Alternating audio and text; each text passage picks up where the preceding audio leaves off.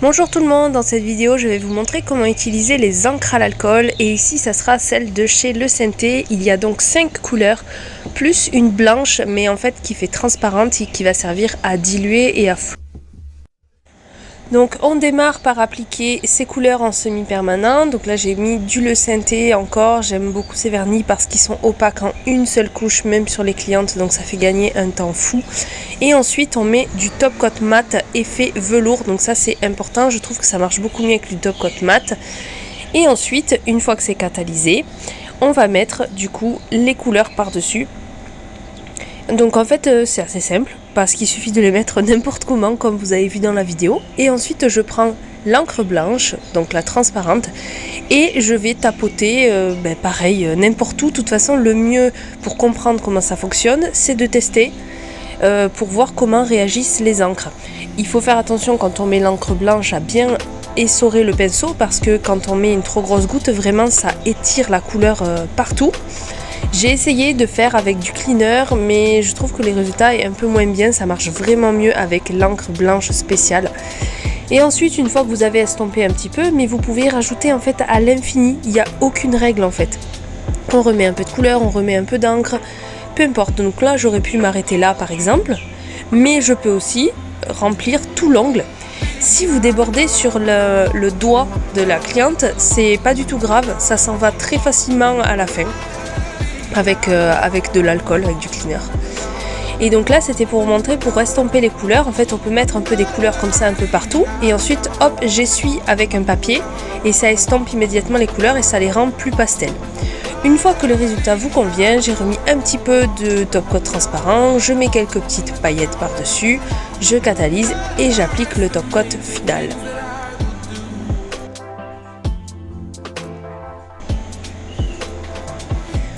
Pour le deuxième motif, donc pareil sur le top coat mat, j'ai appliqué donc quelques petites couleurs, pareil, un peu au hasard, mais plutôt au milieu de l'ongle.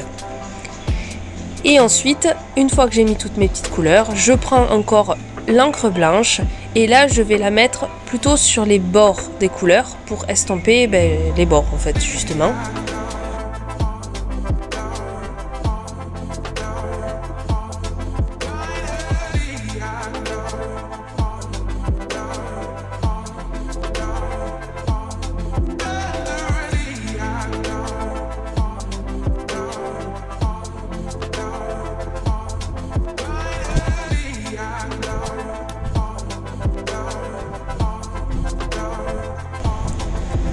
Quand le résultat vous convient, alors j'ai pris du semi-permanent blanc de chez Le Scenté, le pinceau de détail et ensuite je vais dessiner des petites gouttes par-dessus pour agrémenter un petit peu le motif. En tout cas j'adore le rendu des encres, je trouve que ça fait hyper beau. Ça fait un peu comme de l'aquarelle mais c'est un peu différent quand même le résultat. Parce que l'aquarelle c'est difficile de la flouter comme ça, en général l'aquarelle ça fait plutôt des taches un petit peu avec des bords on va dire. Là c'est très flouté, c'est super sympa et c'est surtout très facile à utiliser.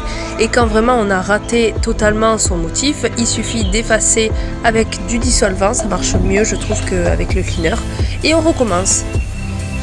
Ensuite donc j'ai mis le top coat et puis là je passe à un effet marbré. Donc l'effet marbré, j'ai commencé par faire un petit peu 3 lignes assez fines. Donc là j'ai posé directement l'encre sur la palette pour pouvoir l'utiliser avec le pinceau pour que ça soit un petit peu plus fin. Parce que si j'avais directement posé avec le pinceau de l'encre, ça aurait fait trop gros. Et ensuite pareil avec le pinceau de tarte aux fraises, j'ai utilisé l'encre transparente et comme vous voyez je prends de l'encre transparente et à chaque fois j'en mets de chaque côté des bords en fait du marbré pour estomper les bords des lignes que j'ai tracées avant. Ensuite je prends un semi-permanent qui ressemble au niveau de la couleur et là je vais tracer des lignes plus fines mais pas forcément partout pour que ça fasse ressortir et que ça fasse des contours. En tout cas je trouve que ça fait un marbré très sympa et bien flouté. J'oublie pas de poser mon top coat et voilà le résultat avec plusieurs idées. J'espère que cette vidéo tuto vous a plu.